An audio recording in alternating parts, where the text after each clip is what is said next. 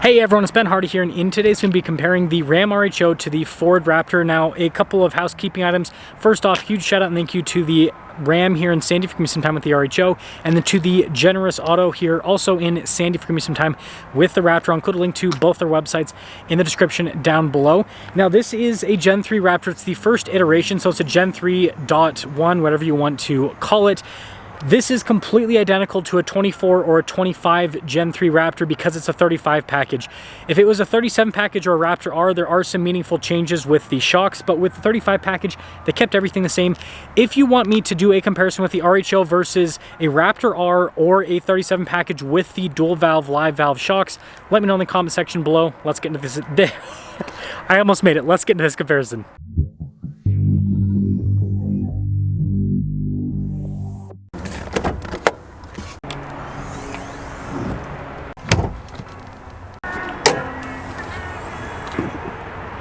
Powering the Raptor is a twin-turbo 3.5-liter V6 that goes through a 10-speed. It puts out 450 horsepower and then 510 pound-feet of torque. With fuel economy, you can expect to get mid to high teens. Now, powering the RHO is a twin-turbo 3-liter inline-6 that goes through an 8-speed. It produces 540 horsepower, so 90 more horsepower, and then 521 pound-feet of torque. Fuel economy with this is going to be mid-teens, at least that's what the EPA says.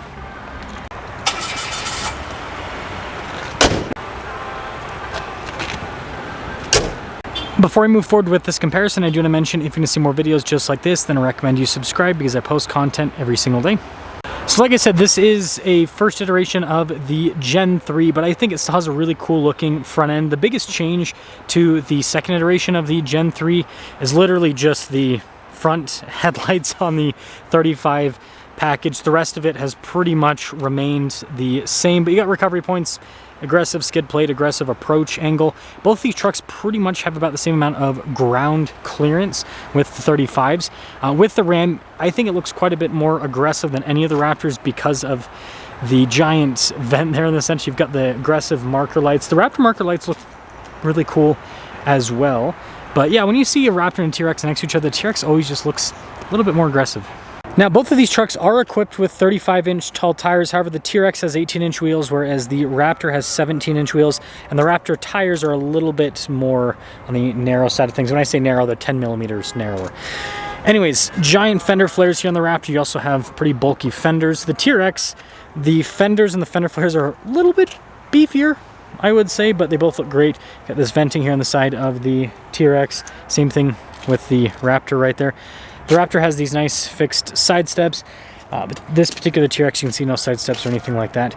Now let's talk about suspension, because this is important. They both have a lot of travel, but you'll note that the T-Rex, you've got the Blackhawk shocks from Bill Stein, and you can see the coil suspension there in the back end. Whereas with the Raptor, we've got the live valve from Fox. Still have coil there in the back as well with the Raptor. So here's a quick look at the side profile with the Raptor. And then here's your side profile with the RHO. Now taking a look at the bed of the Raptor, we've got lights here. This one has an aftermarket bed liner, so that means it didn't come with bed liner from the factory. We've got an outlet here in the back, but yeah, plenty of bed space. And then you do have this tailgate step here. It's a Ford thing. And then it does auto raise. Again, on the second iteration of the Gen 3, you do have the updated tail lights. These ones I think look great. Pretty aggressive looking exhaust tips, aggressive approach angle with the bumper as well. Spare tire is underneath with the truck. Now this leads us over to the RHO that, just like the Raptor, no bed liner. This one, but we do have LED lights here in the bed, which is nice. This one also comes with a tonneau cover from the factory. And then it does have an auto raise tailgate, which is quite a bit quicker than Ford's. You can see the taillights here. They've got a fun little animation. Actually, the key's like buried in my pocket, so we'll see if I can find it. Anyways, we've got the exhaust tips down below. There we go. So they'll do a little fill-in animation there. Recovery points, spare tire again underneath the truck with the RHO. There's the rest of the rear. Now this is probably one of the biggest differences between the trucks other than the looks on the outside, and that is the interior quality and materials. Like, look at the RHO, full-on luxury truck, really nice materials here, tons of space as well.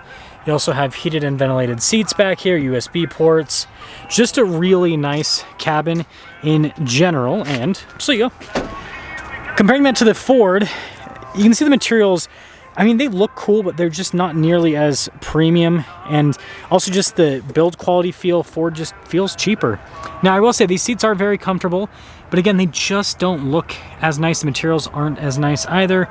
You do have heated seats here, plenty of storage space in the back, plenty of space for passengers as well, so it's just as practical. Now, popping up front with the RHO, again, really nice trim throughout. You got all the window controls here, front to automatic, the mirrors power fold in.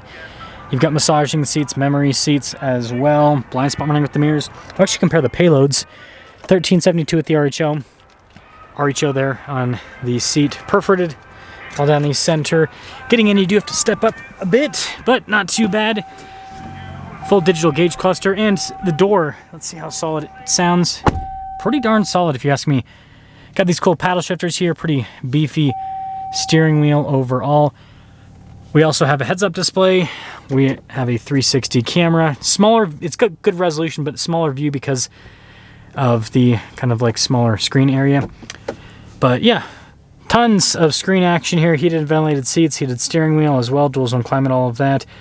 Notice you got auxiliary switches if you want to add items like light bars and everything.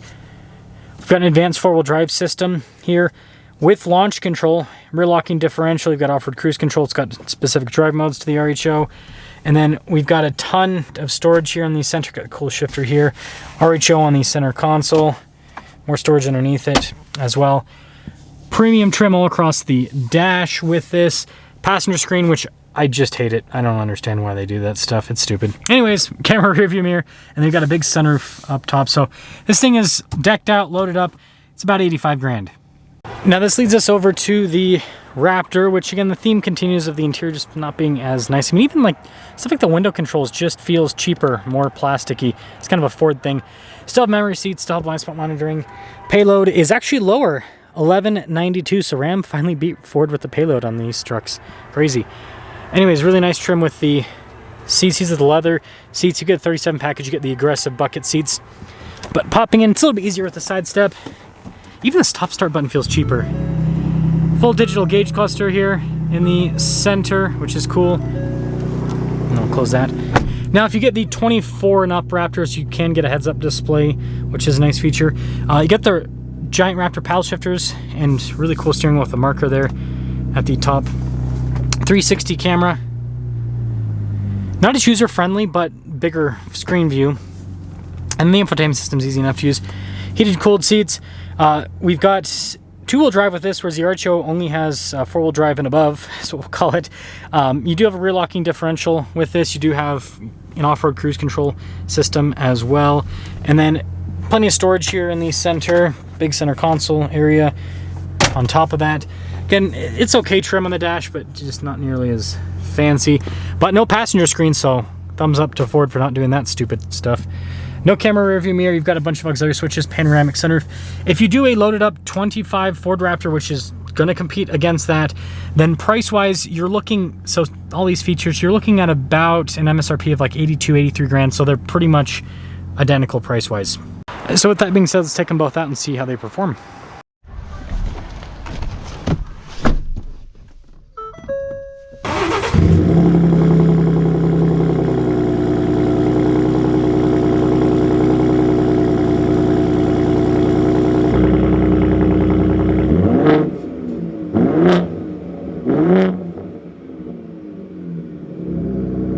Well, let's start off in the Raptor first, and then we will drive the RHO that I keep wanting to say T-Rex. Definitely not a T-Rex. Then we'll drive the RHO second. See which one performs the best. I was supposed to have a 24 Raptor for this comparison, but it sold. So yeah, it didn't work out that way. But again, I don't really feel like it's too problematic having this truck because the 24 was a very light refresh, especially for the 35 package with the Raptor. Now, what I'll say right off the bat is the Raptor is a really cool vehicle. It's got the wide body. Because the Fox shocks with how they're tuned, it's very floaty. Like even on the road, you feel like you're kind of Baja driving because the truck just kind of wafts over everything. People say it has a magic carpet ride. I think you could definitely say that. The steering's sharp. It handles well. Again, with the wider track and everything, great handling. And the Raptor does have a little bit more, gotta thread the needle here, the Raptor does have a little bit more travel compared to the RHO. On road, you're not really gonna notice a difference. And I think that might be the, no, that's not, actually, yeah, that might be the Raptor I was supposed to use for the compare. That's funny. But yeah, it's a nice drive. The seats are comfortable too. The one thing I will note about Ford seats is, like, the seats will, after not too many miles, will start kind of and just in the interior in general, it starts kind of creaking. And I feel like that's like Ford's plan to keep people buying Raptors every few years, right? Is we'll make it so the truck is really nice, brand new, but then after just a few miles, we'll make sure that stuff kind of starts creaking and stuff so that you want a new one again, so everything's nice and tight. I know it seems like I'm being really critical of Ford in today's review, but I've owned both Fords and Rams, and I've noticed stuff over the ownership experience with both of them. And I mean, even the door panel too, that's another thing that gets kind of flimsy over time with the Fords. I will say this definitely sounds better than the RHO. The RHO is very, very muffled, and so it's yeah, it's crazy because the TRX was like the most aggressive sounding truck ever, and then you got the RHO, which is not at all. Now when it comes to acceleration, yeah, two-wheel drive means it's gonna struggle to put down the power a little bit. Sounds good. This EcoBoost isn't bad, but at this point, I wouldn't call the Raptor slow, ever. I wouldn't call it fast, either. I would say that it gets up to speed, it's fast enough, especially for off-road driving. It's enough power, it's fast enough, everything's solid on the Raptor. So yeah, it's a nice drive. The Raptor's, basically, it feels like they've combined a sports car with a truck. And it's also extremely capable off-road. Like, you can climb up a bunch of stuff, and you can drive insanely fast, soaks up bumps, no problem. It's a really cool vehicle. Again, we all know what the Raptor's about. So let's go see if the RHO feels like an upgrade or a downgrade compared to the Gen 3.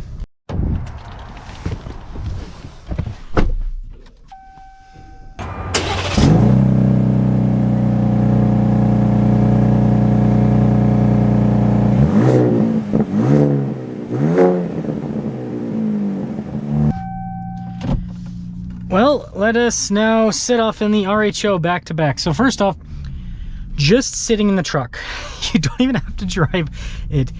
The RHO just feels like, just closing the door, it feels kind of better built, more tank-like compared to the Ford. So, and that was the same thing when, you know, when you compare the TRX to the Ford Raptor, it's the same exact thing. The TRX just felt kind of more solid, more well built. Heavier though, and you feel that with the drive too. This is heavier than the Raptor, and you definitely feel the extra weight that the RHO has over the Raptor. That being said, seats, I would say that they're pretty comfortable, like equally comfortable with both sets of seats. Now you definitely get better grip right off the bat, but that's because four-wheel drive auto. You can put the Raptor into four-wheel drive auto and you have a similar grip that you have here in the RHO.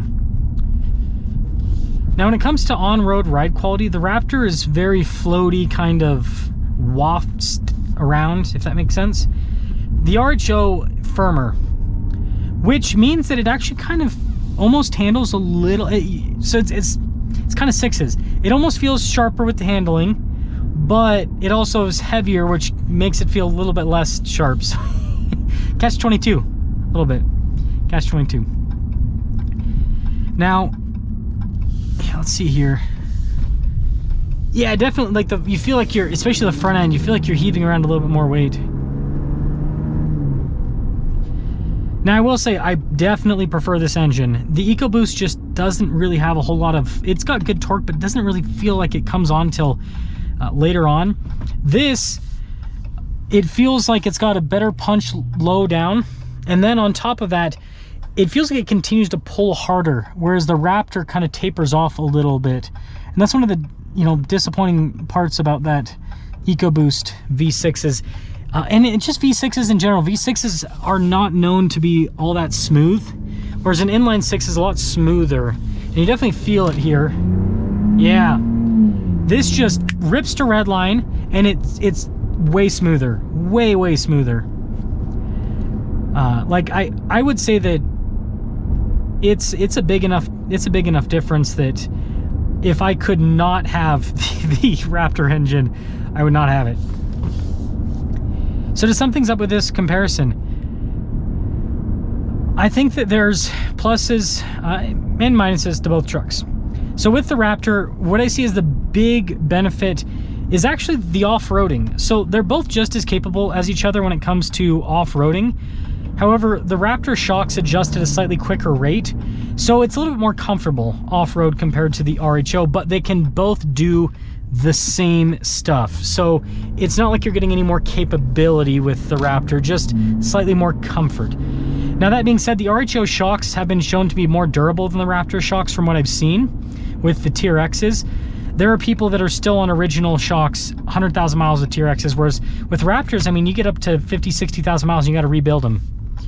Even less, and it's even recommended to rebuild them sooner than that in a lot of cases, but there's a durability, and that's what I feel like is one of the biggest differences between these two trucks is the RHO and just the TRX. This platform just is more durable than the Ford platform. So Ford, you get more comfort with the shocks off-road. That's the big benefit there. With the RHO, smoother engine, and you've got shocks that are a little bit more, just a more durable truck in general. This is way beefier. The build, you can tell the build with this is way beefier than the Raptor. All the components are more beefed up, and so you've got that benefit. And then back to Ford, the engine, we know the problems with it. We know cam phasers, right? That's the issue. So the issues are known.